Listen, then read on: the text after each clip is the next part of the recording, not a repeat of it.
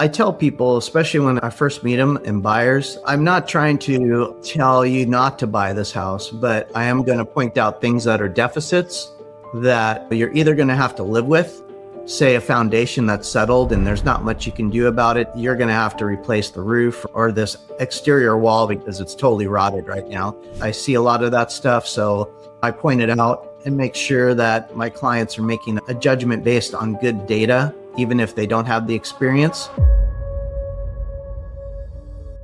The best thing to do is try and find yourself a mentor if you can. A lot of brokerages, they offer training and stuff, but you really don't get the grasp of it until you're actually doing it. So maybe tail somebody around for a little bit, especially when you're writing your first couple of offers. Make sure you don't miss anything. The one thing that I learned early on is everybody's got their own story. When somebody came to work pissed off, maybe they're not pissed off at you. Something else is happening in their life. All right, Mr. E, thank you so much for coming on to the show. Hey, good morning. How you doing? Amazing. It's Rockin. You spent your first 14 years in Long Island before your family moved to San Diego. What do you remember about that move, and what made San Diego click for you in the Long Island in the way Long Island didn't? Well, I'll tell you, it was culture shock when I first got here. The part of Long Island I grew up on was pretty rough. So got here and everybody was a lot more laid back. Whenever they yelled at you, they didn't want to get into a fight. They just wanted to yell at you. So so that was a change of pace for me.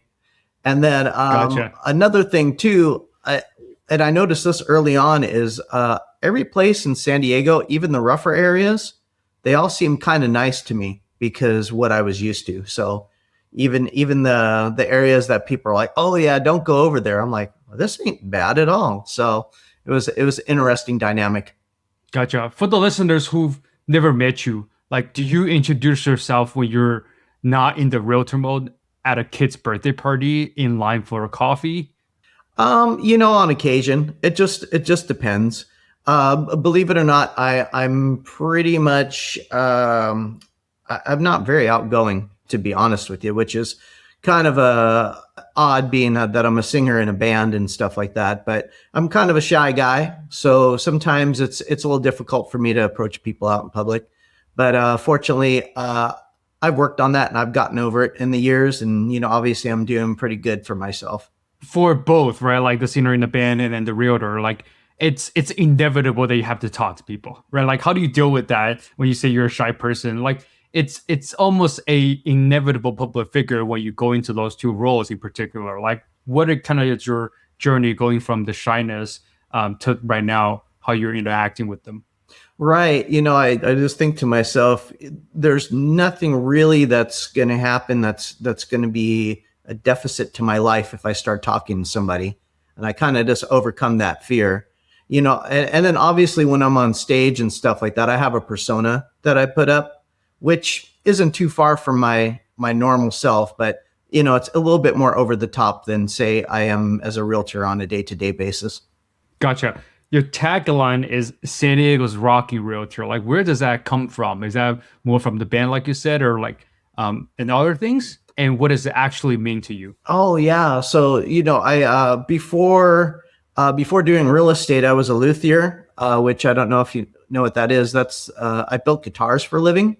So my life revolved around music. And so that in combination with being in the bands, I just kind of, I brought it up one day to a few friends and they're like, oh, that's a cool catchphrase. And it kind of fits your personality. So go for it. I just been going with it ever since. What happened? Like, how do you went from music to realtors? Like, walk us through. Oh, well, basically I was working at a high-end acoustic manufacturer. And basically I topped out there. There wasn't really anywhere for me to go. So at that time I wanted to pursue music more as well. So having like an hourly job wasn't really conducive to that. So I'm like, oh, I'll do real estate. I can make my own hours. Little did I know I was going to be working 14 to 18-hour days sometimes. So, that's kind of how the whole transition happened. But the good thing is it matches my personality. I like to go in spurts on a lot of stuff. So I'll just work really hard for 8 months and then take a month off, and then work really hard for 8 months and take a month off. So, and that works out for me really well. Cause, when I'm in it, I'm really in it, but I like to push myself. And sometimes I need to get to that point where, I just need to take a break and recharge.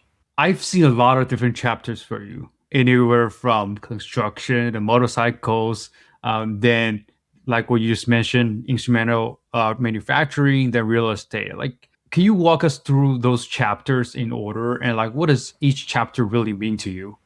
Oh, sure. So, when I first got out into the workforce, I really didn't know what I was doing. I was going to school for engineering, and I was like, oh, maybe I'll get into the trades because it's always easier to communicate with somebody when you know how to do things yourself. So that's I first went into electrical, and then from there I moved to elevations and rough carpentry, and then into finished carpentry and stuff like that. So that was really good. And then from there, that's hard work. And so I moved into running some motorcycle shops around town. That's my other passion, and that eventually led to a side business where I did a lot of importing and exporting of specific models and stuff like that, especially vintage bikes. And then I just kind of got worn out on that and decided to take a run at getting into the music industry on the manufacturing side, and that's kind of how that all went together. What does each chapter mean to you? Or, Yeah. in other words, what does each chapter really taught you? Yeah, well, definitely the first chapter taught me hand skills, and that hard work it's good for you. Some people, I know a lot of people that have started from the bottom and worked their way up, and some of them forget how hard it is, and then they sometimes misjudge people on how they're doing in their life. They just simply don't remember. I remember that. I remember digging ditches, and when I have my worst days in real estate, I think to myself, hey, I'm not digging ditches. So that's that's a good thing there. That's something I definitively learned. And then through and then also running the motorcycle shops, learned about communication. Obviously in construction and the motorcycle industry, there's going to be a bit rougher crowd. So I got used to being able to talk people down when they got a little elevated, and so that helped me definitively in the real estate segment because a lot of people get really emotionally involved with their transaction. It's the biggest transaction of their life usually. So I think that really helped me, keep a calm sense and calm demeanor when somebody's freaking out. I can lay out the facts and show them the options that they have without getting sucked up into their emotions. Gotcha. And then the next thing is motorcycle into manufacturing. The next being the instrumental manufacturing, and then the next thing eventually becomes the real estate. Mm-hmm. What do you think when we talking about construction in particular? Because that's like the first sort of chapter, right? Like, what does it mean to like what did swinging a hammer and being on a job site at a very young age that you learned you can still carry on to negotiating real estate deals now? One of them you said was kind of maneuver clients' emotions. Was there any more things kind of tailored towards that, like actually going from swinging a hammer to negotiating deals in real estate? Right. Yeah. The one thing that I learned early on is everybody's got their own story. When somebody came to work pissed off, maybe they're not pissed off at you. Something else is happening in their life. And, I've kind of taken that through the rest of my life to understand that, everybody's got their own stuff going on. And a lot of times what they're reflecting out into the world is just them struggling, and you don't take it personally. And so I think that's one of the biggest gifts I got from working in those industries. because there was a lot of people that, like I said, it's a rougher crowd, and sometimes the rougher guys, they're more emotionally charged than your average Joe. So, Do you get like at the very beginning stage? Do you get those fights all the time where you get emotional as well? no, not what. Well, I mean, when I was real young, yeah, I was known for getting into a scuffle here and there. But I transitioned into being able to talk my way out of stuff rather than punch my way out of stuff. So that was a really important transition. So. Gotcha. Now the motorcycle industry, like what were you actually doing there, and what kind of the work made you actually fall in love with it? Well, I loved riding for one thing, and so I some of my friends they ended up buying the biggest salvage yard on the West Coast. So I went over there and started managing it for them, and it was really kind of cool because I got to ride a different motorcycle every week. And then I learned a lot about systems at that point too, because the previous owner, I had worked there temporarily. He had no order. The place was absolute chaos.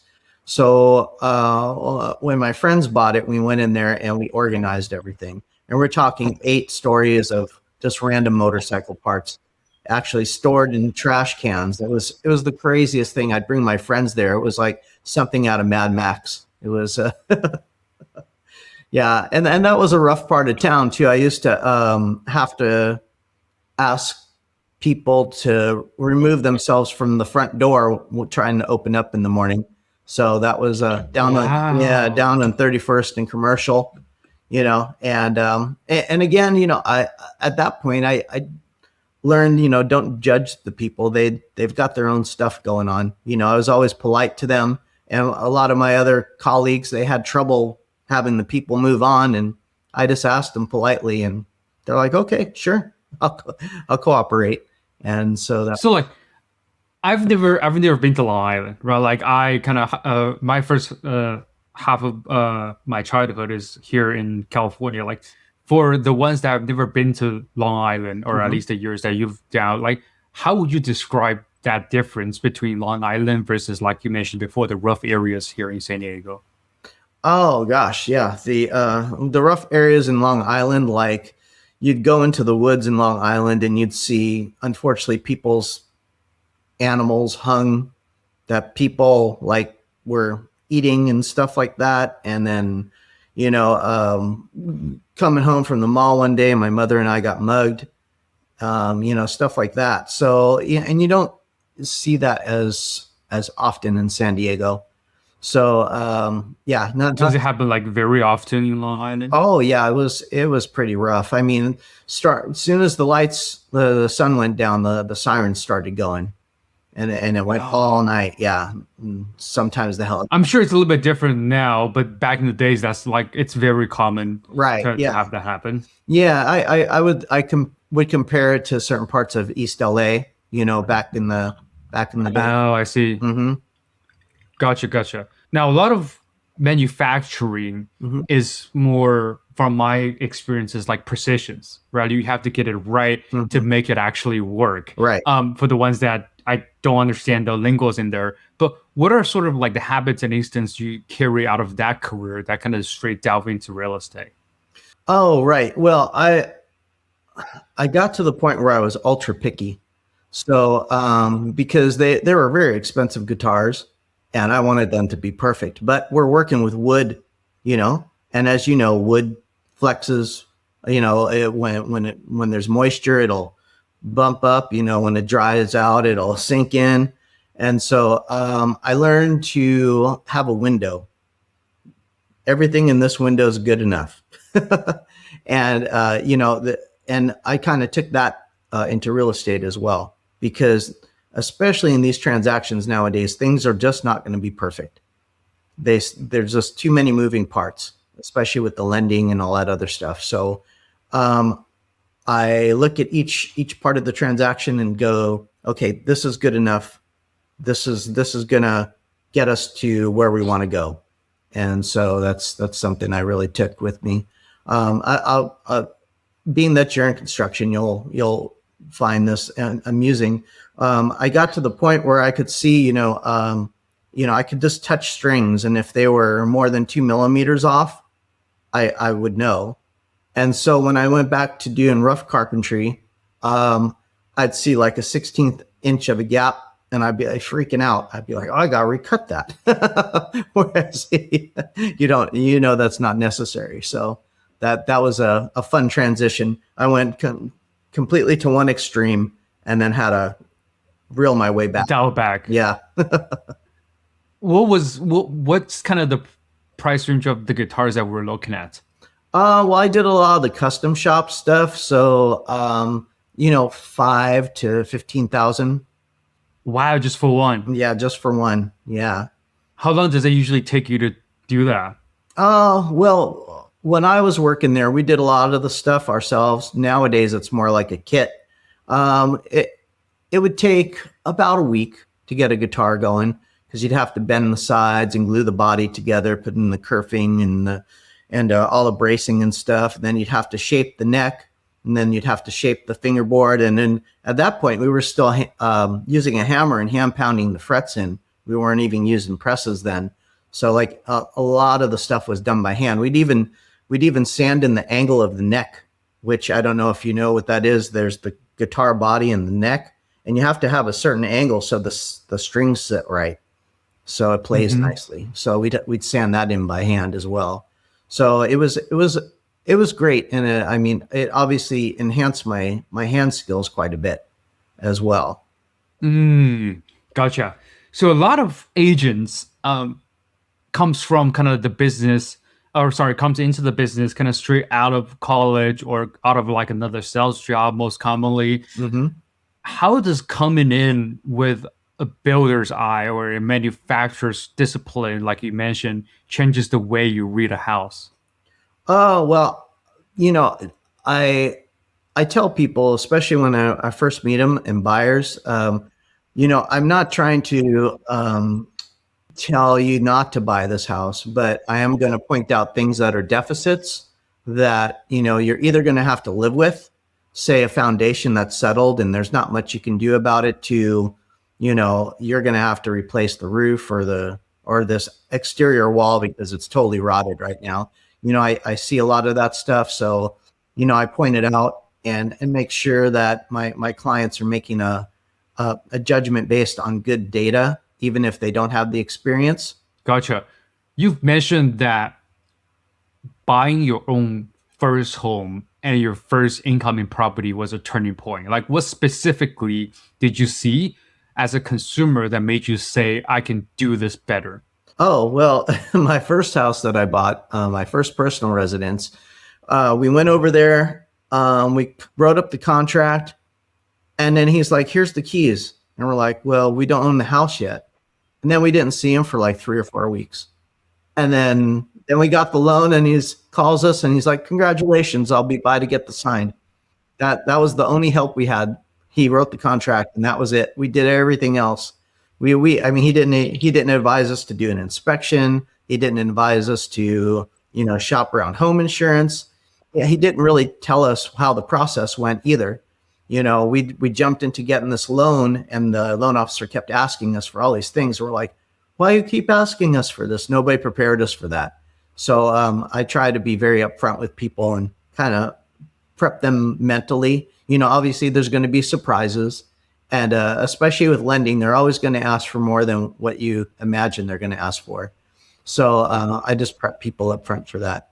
And then my first income property, that's when I really put in my mind that I really want to point out deficits to homes, to my clients, because the agent's like, oh, it's great. And then she had her home inspector do it, and he's like, oh, it's got good bones.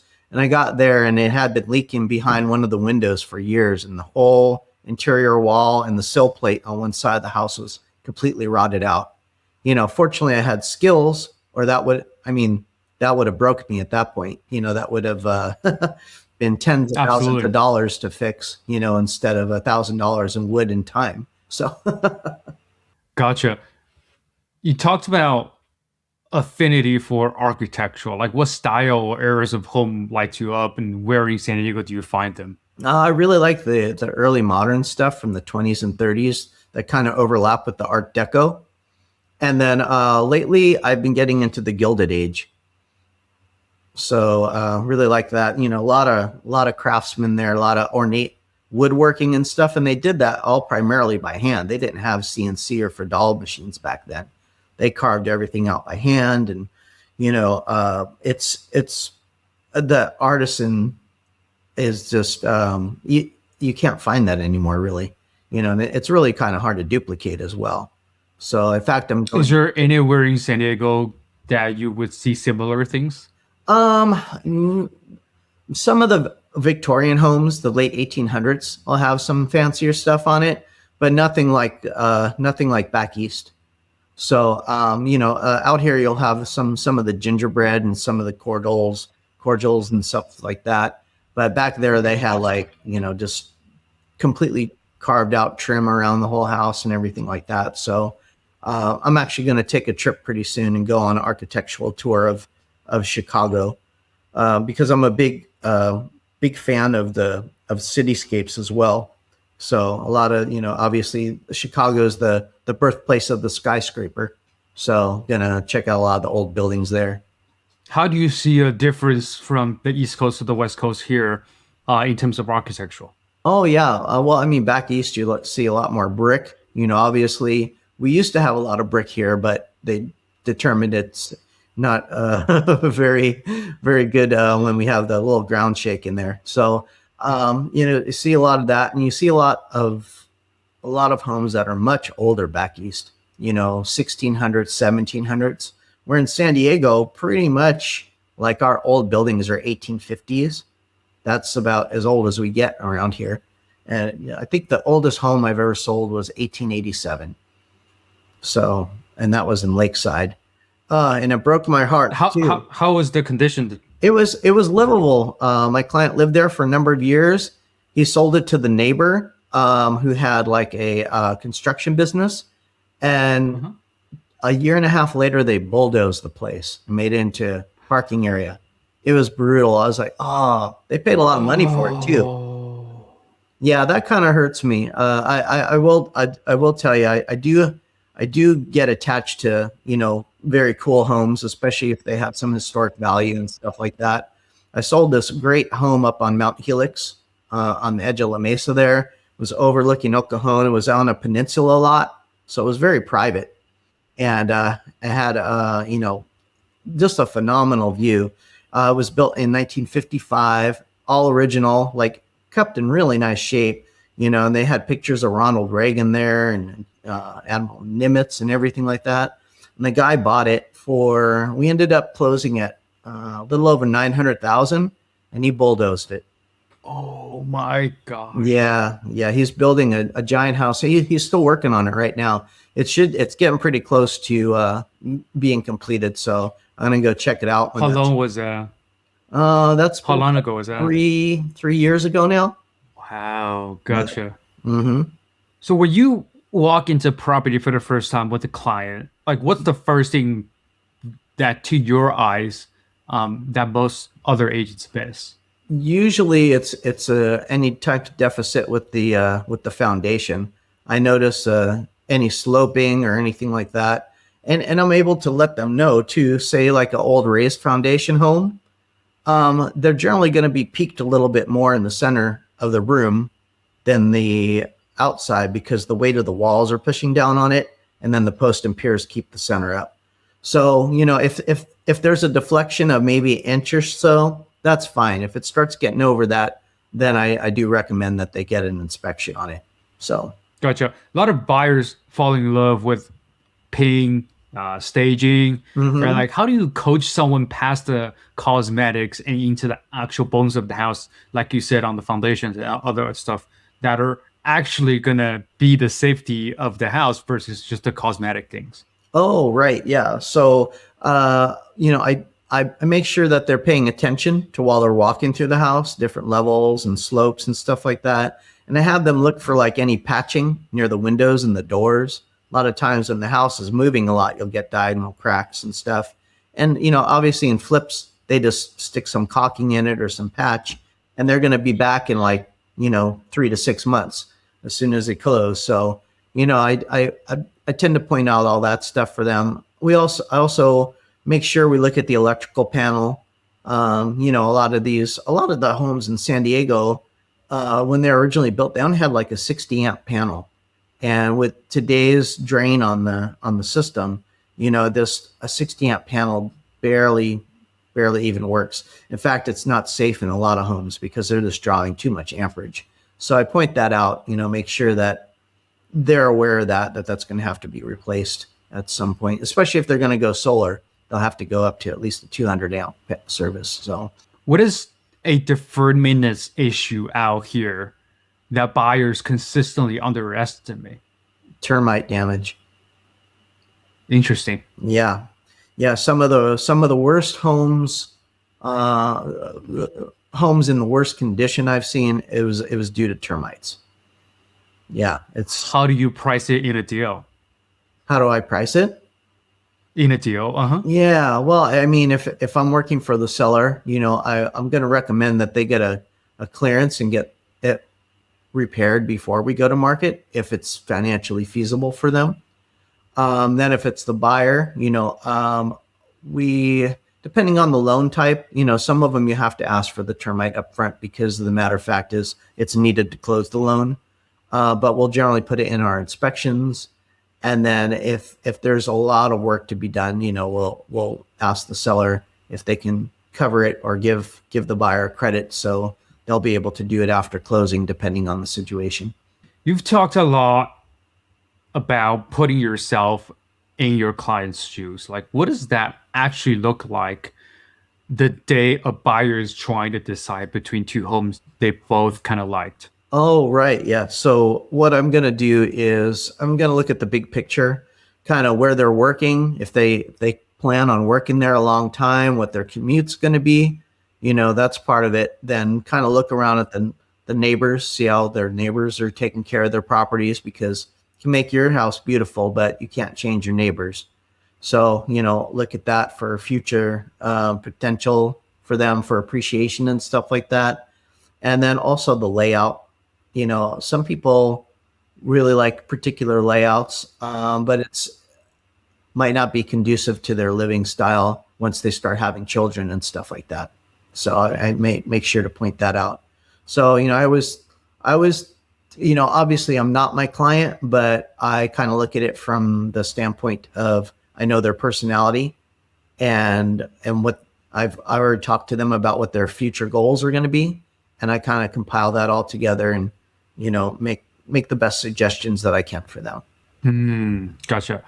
East County. So that's Lakeside, Santiago, La Mesa, on and on. Mm-hmm. Those are kind of the four very different submarkets that stitch together. Like, how would you decide, or how would you describe the personality of each when someone is moving in from other state? Ah, that's interesting. Yeah. So Lakeside, we have a lot of equestrian stuff out here still, and a little bit more space. And the prices are a little bit better, even though it's just as convenient as the other areas to the freeways.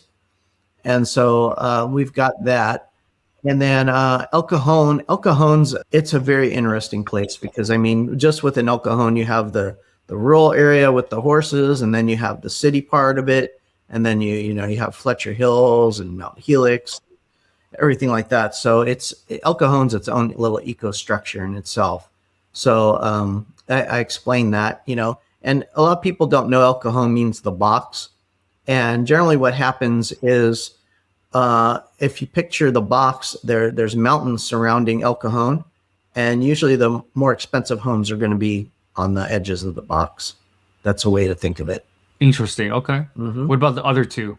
Yeah, so Santi's changed dramatically in the past 25 years. So it used to be more of a, how do we say this?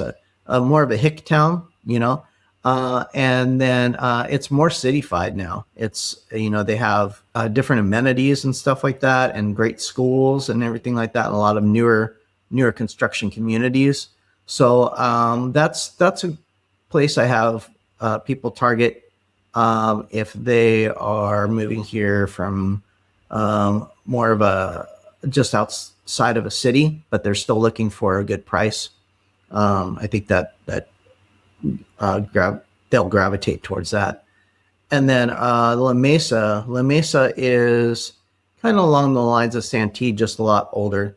You know, this you've got your convenience and you got your cool little downtown and everything like that. And it is a little bit more pricey though. So East County. It's more historically being like more homes for the money, right? And so right. alternative to the coast. Is that still true? Like today in 2026, has the gap been closed? No, it's still that way. So if you're going to buy a house in Lakeside and go buy a house in Claremont, you're probably looking at 250 to $400,000 difference for the same property. Wow. So Yeah. same amenities, same square footage. Yeah. Same. And a lot of times you'll get a bigger lot in East County as well. So What's the buyer profile you see most often in your service area right now? Is it first time? Is it family relocating, investors, retirees, uh, anything?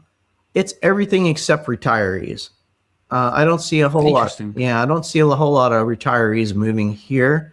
Most of the retirees that I'm working with, they are selling to move out of state to be closer to their children, because a lot of the kids moved out, especially during COVID stuff. A lot of people moved out of state, so the majority of them retirees I'm working with, they're either going to stay put because the house is paid for, or they're selling it and moving out of state.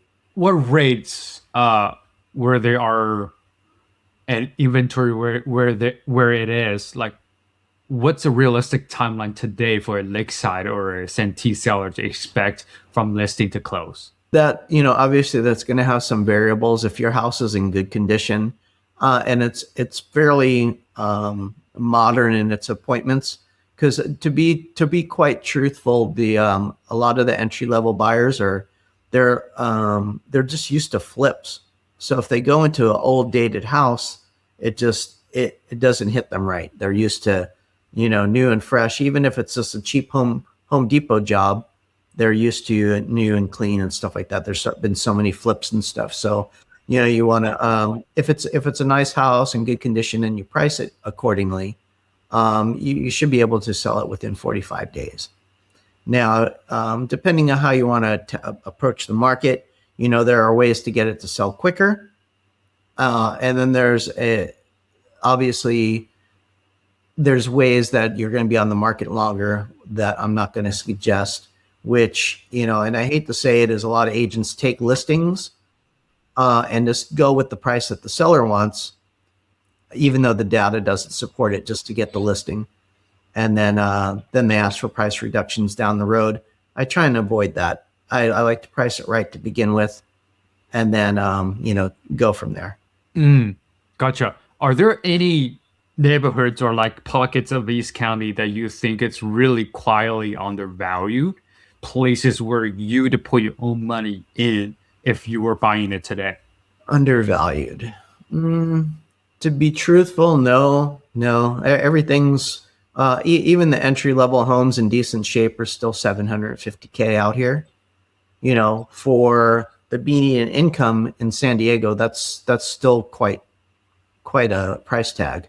So you got to figure your entry level home is going to be about $5,500 a month, where our rates are right now. For your PITI. Really, the only ones that are going to be better prices that your fixer uppers, because then you're not paying for somebody else to go in and do all the remodeling. Mm, gotcha. What is the worst piece of advice you hear other agents giving sellers right now? Oh, for worst piece of advice agents giving sellers right now, that's a hard one. I would say probably not having them fix up things before they put it to market. That's What makes you say that? because going back to a lot of entry level buyers, which, they're gravitating here because the prices are a bit better. They're just used to a lot of flips and a lot of newer stuff like that. So, and a lot of buyers in the current market, they just can't see through stuff. They can't see through piles of stuff in the garage and all this other stuff like that, or yards that haven't been maintained for a number of years. So, at bare minimum, just clean up the place. So, Gotcha. Tell me about a deal that almost died 3 times and somehow closed it. What saved it? that almost died a few times. Mm-hmm. I just had one recently in Lemon Grove, and that one, the first thing that happened was we were getting information about the property lines, and we came to find out that the deck was over the property line, but it had been there for years and years and years. And then, interesting, I started doing research, and it looked like for 2 whole blocks, almost everybody was impeding on everybody else's property line. So yeah. So that was a hurdle to overcome for the buyers, and then also for the lender. So we got through that. The appraisal came in at about actually overvalued, so they're getting a really good buy on it. But the appraiser's like, as is, no repairs. And then it was a Friday. We're supposed to close Monday. He's like, oh yeah, I need the whole deck redone, all the paint done, and all the wood repairs done. And that was a condition of the appraisal. So I went out there and I did it all because there was nobody available. And so I spent a good chunk of Friday afternoon and all day Saturday repairing the deck. And then the appraiser was like, oh, I'm out of town. I can't come back and recheck it. So yeah, I was like, oh, now what are we going to do? So fortunately, I was able to persuade him into taking some pictures that I sent to him, and he took that as the reassessment of the property, and then we finally closed it. So that was a fun one. Gotcha. Tell me about a deal that you walked away from. Like, what does it taught you about who you do and don't take on as a client? I'm pretty good about taking on most clients, but in recent times, I walked away from a listing because there was a trustee, and then she had a family, and they would physically attack her if they weren't happy with her decisions. And no kidding. I went over there, and it was like the day of or the day after Halloween. And I swore she was just wearing makeup, but it was actually real blood on her face, So I was just like, I really want to help you, but I can't get involved with this. This is getting too deep. And then also they had a tenant that was not cooperative, and it was just layering on and on and on and on. So I had to walk away from that. But I ended up finding them a buyer. So yeah, let another agent take it on as the listing, and then I did bring them a buyer. So because I really wanted to help them. That trustee needed to get out of that situation. She needed to sell it and detach from that family. And fortunately, I was able to help in the long run. That's so great of you. What about the most creative offer or the counter offer structure you've ever put together to get a client across the line? Oh gosh, there's been tons of them. This was not in California, but we actually we traded a vintage car for part of the payment, and then we just based it on the actual remainder of the pricing, so the buyer could have a lower tax base as well. So that's So we did a lot of creative stuff with that one. So you can actually, when you buy in a house, you can actually buy it with something else that's valuable. Yes, absolutely. Yeah. You just have to be, you can't hide stuff, obviously from the government, but you just have to make sure that you dot your I's and cross your T's when it comes to that stuff. So, Interesting. What about the hardest negotiation of your career?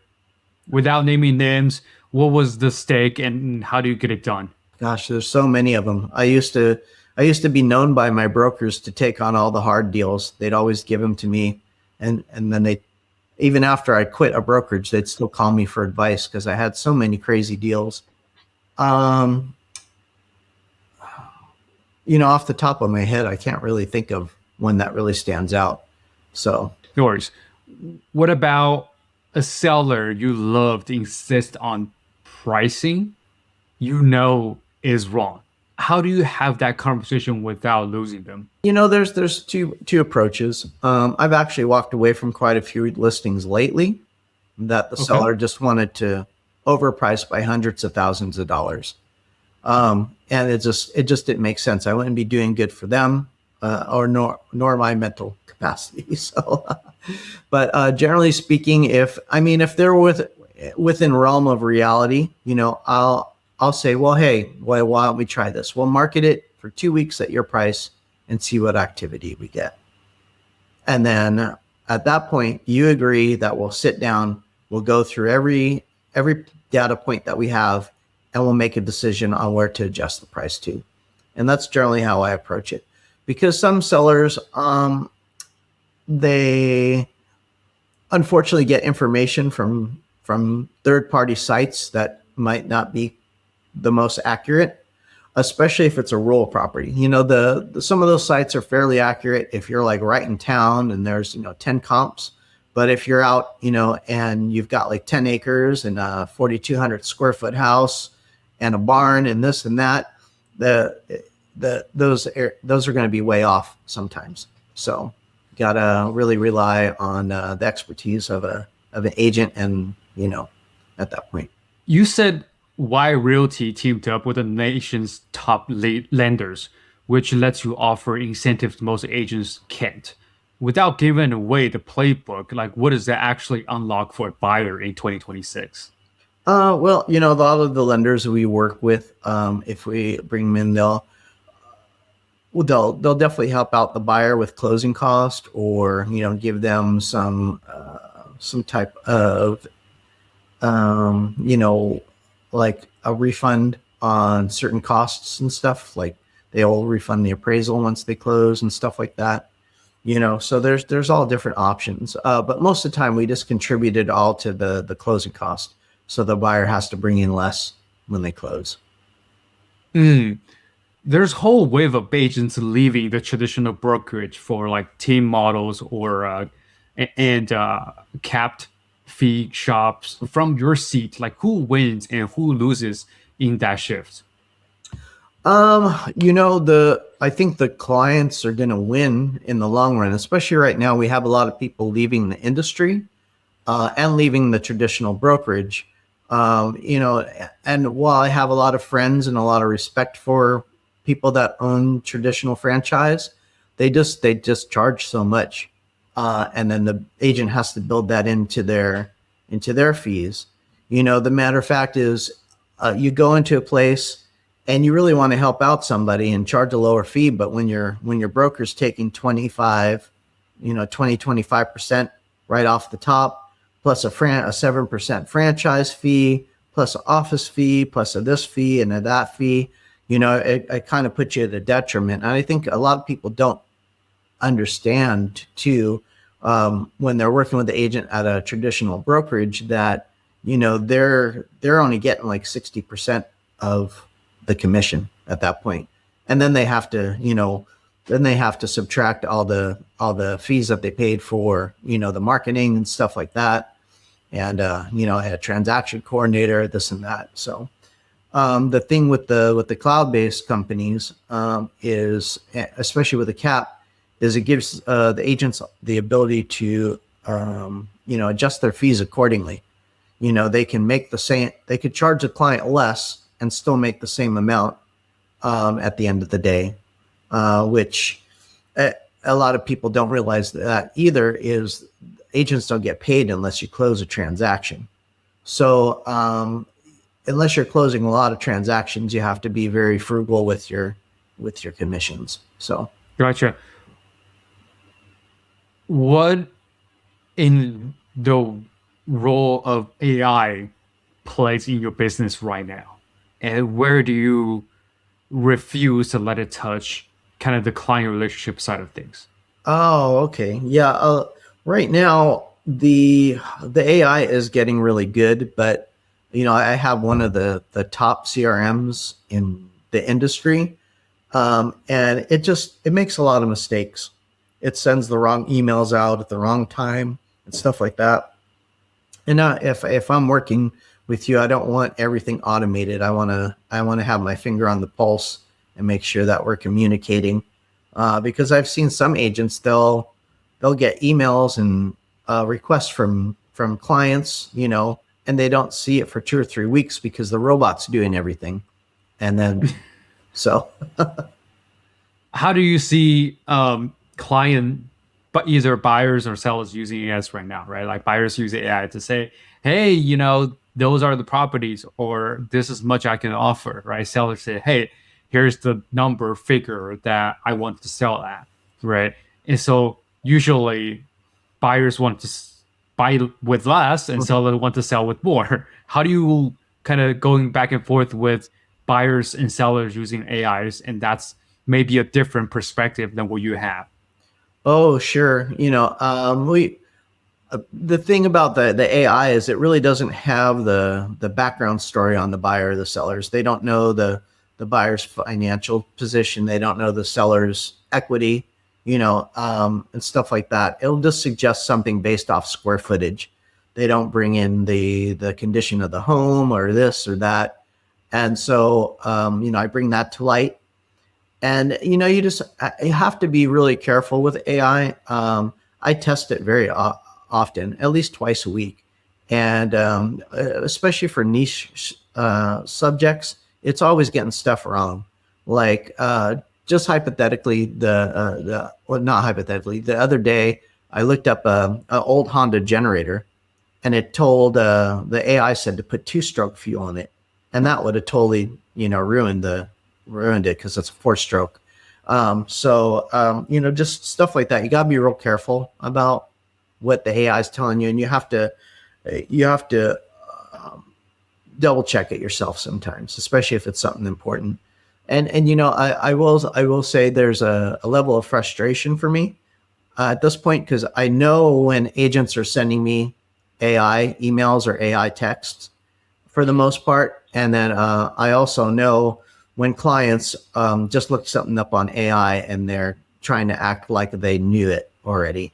It's because that the AI, while it's right most of the time, that sometimes it's wrong. So How has your prospecting changed in the last 5 years? What's still working and what's officially dead? that's a good one.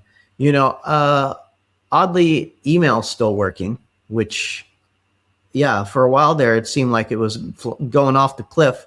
But I think with all the AI and stuff now, people are paying a little bit more attention to the emails because a lot of the texts that they're getting are AI generated now, and they're getting a bazillion Mm. of them. So the email marketing is working, especially if you're sending them listings that pertain to their what they're looking for, um, and then some updates on the areas that they're looking in, and then just sphere of influence, being physically connected with people, which as I mentioned, uh, I'm relatively shy, so I do go out with my clients quite often. In fact, I invite most of them to my shows, and it's good to get face to face with them and get caught up and stuff like that. So I think that's actually the most important marketing segment right now is this face to face.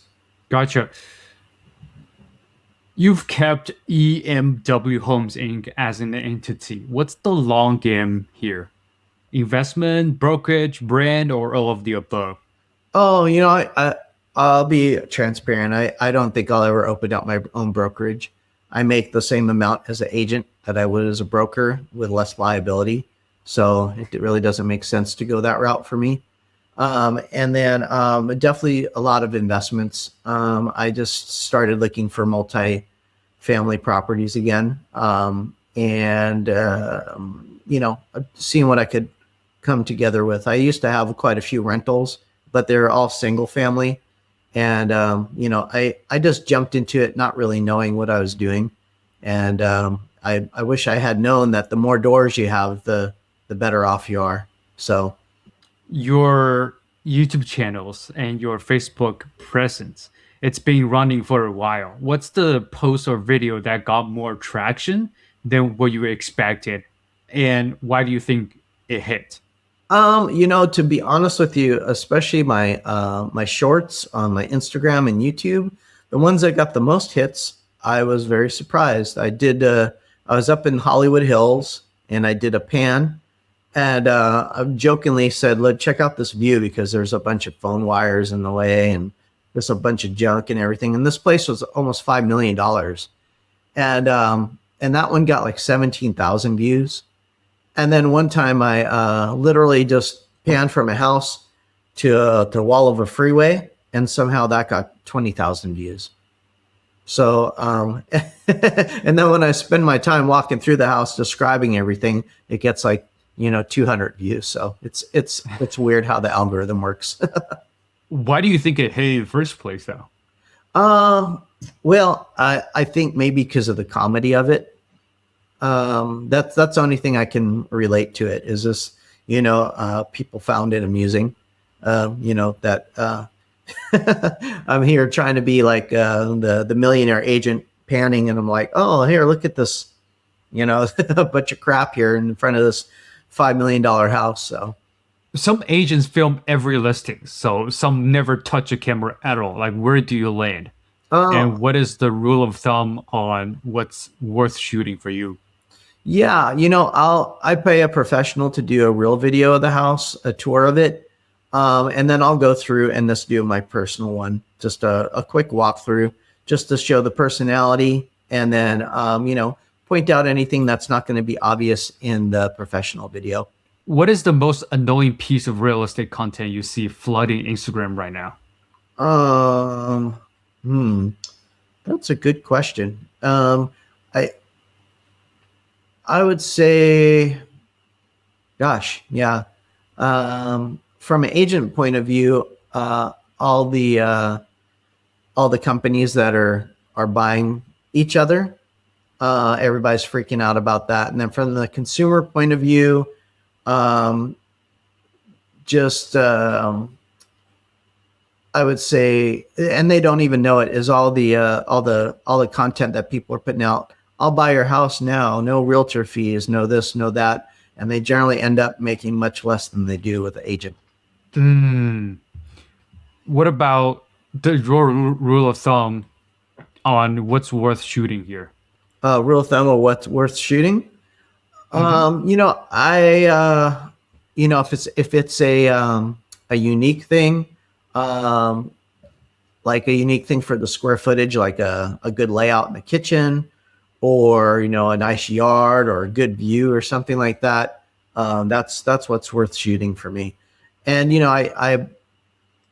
I'm in the same boat with a lot of other people. I don't want a 5 minute long video. I just want a quick shot. Here, look at this, and move on. So I try and keep them short. Gotcha.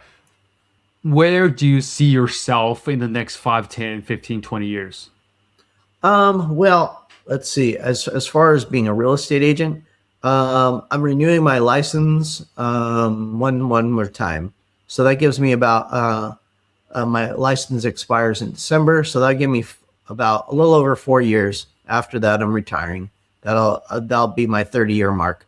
And then during that time, I'm going to be buying up properties for my income and stuff like that, and a couple of businesses as well. So that's the goal. For the ones that just got their license or looking to get their license, there's so many of them, right? As we all know, um, realtors are kind of everywhere from all kind of areas that does all kind of different things, Hmm. and most don't make it. Right. What would be your advice to them at a very beginning stage that either they got a license themselves or they're on the edge of getting it and they're stepping into this industry as a rookie? One, the best thing to do is try and find yourself a mentor, if you can.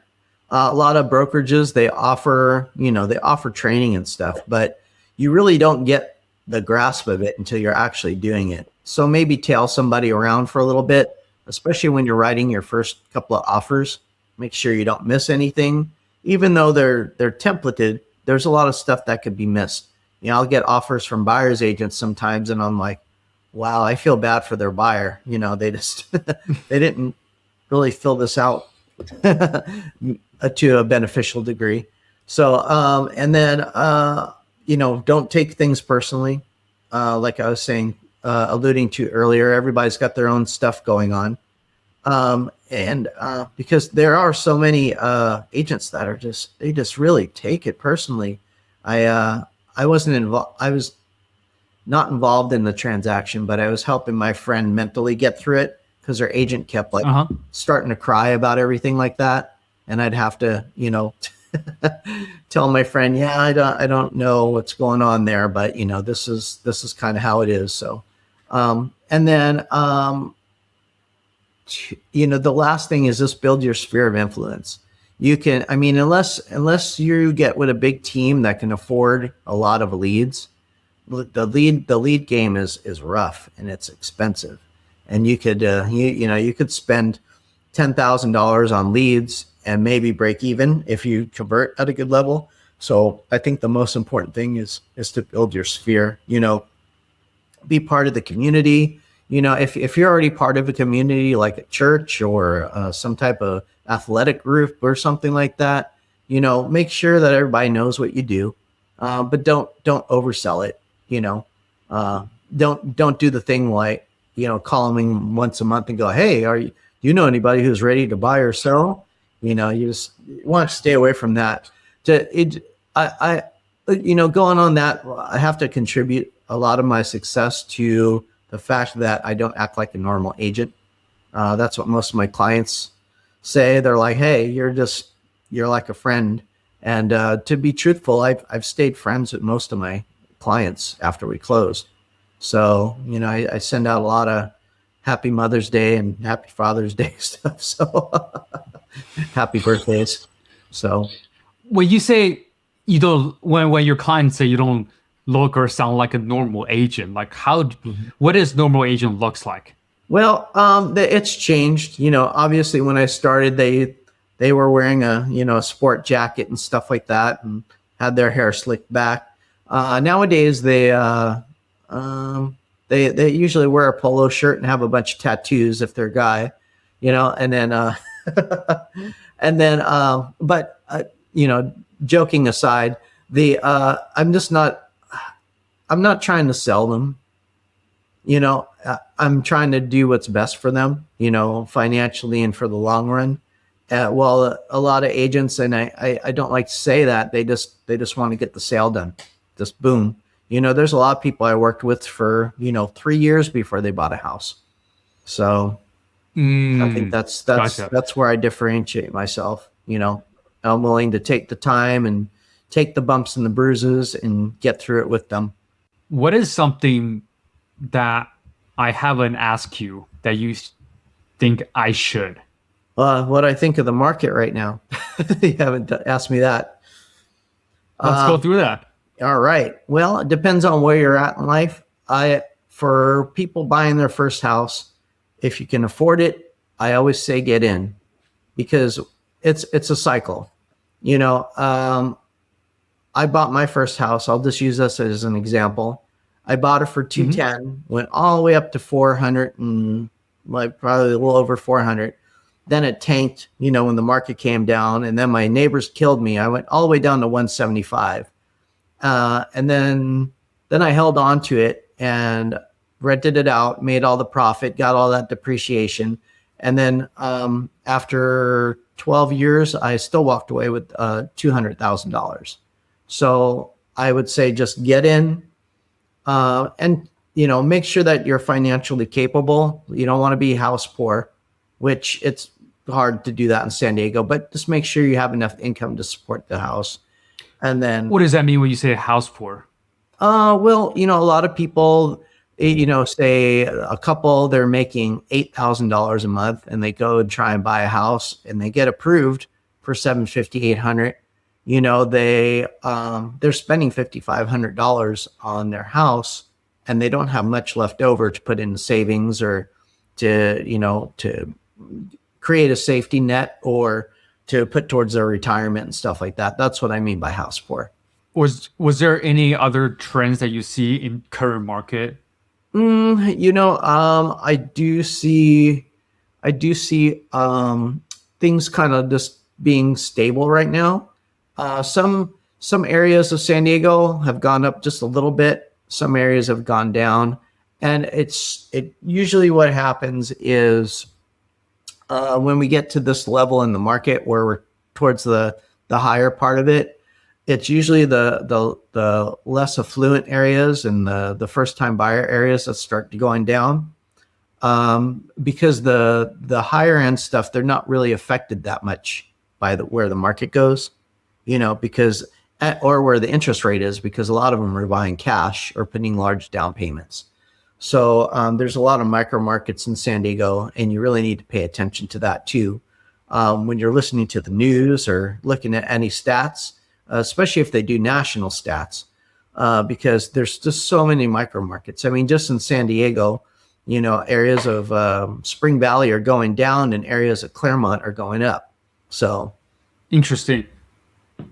How do you see kind of the different areas of San Diego big in general, that when people are looking into buying a place, that they should go? Is your particular set of situation fits better than a particular set of area?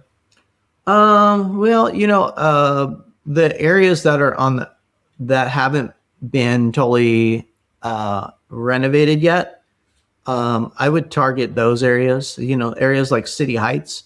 I mean, City Heights really has only one way to go, and it's sandwiched between North Park and Kensington, two affluent areas. And so what's happening is it's just kind of the buyer pool is encroaching on City Heights, and there's a lot of cool houses there. You'll see it. You'll see blocks and blocks of renovated homes, and then you'll see areas that are maybe not as well maintained. And I think that City Heights is kind of where North Park was in the 90s. I don't necessarily know how many people remember that, but now North Park's pretty posh with all its little bars and stuff like that. But back in the 90s, there was sneakers hanging from almost every corner, if you know what that means. And do you know what that means? A little bit, but can you go on and Sure. kind of Yeah, elaborate on North that? Park was pretty rough. Sneakers hanging from the phone lines generally means there's a drug dealer nearby. That's how they would signal, yeah, that they're in the neighborhood. So, I thought it was something to do with crime, well, but I didn't know it was like a too, but drug. yeah, a lot of that was kind of the premise. If you saw the shoes up there, you knew there was a drug dealer nearby. So, Gotcha. mhm. Was there any things in particular right now that most people are not aware of as they're buying a place? Well, a lot of people don't realize you can buy down your rate on your loan. And I'm actually What surprised. does that mean? Yeah, basically, you can if your interest rates at say 6%, you can pay a nominal fee to buy it down to 5%, or depending on how motivated the seller is, you could get a credit from the seller to put towards that and bring your rate down, and that reels in your payments. And while we don't have a crystal ball to know where the rates are going, it doesn't seem like they're going to come down much anytime soon. So you really want to try and avoid worrying about having to refi uh, in an immediate sense, because then you're just spending a lot of extra money to do that. The thing that you want to do though is you just want to make sure that if you're coming out of pocket with that, you have to average out how long that's how long it's going to take for it to pay itself. So say you're buying your rate down and you're spending $10,000. How many months or years is that going to take to pay you back? You know, with the difference in the payment. So Gotcha. Last but not least question, okay. Mr. E, where can people find you? They can find me online.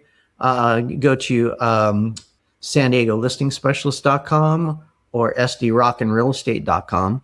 And you can find me. And then you could also find me at all over the internet. Just look up my name. I'll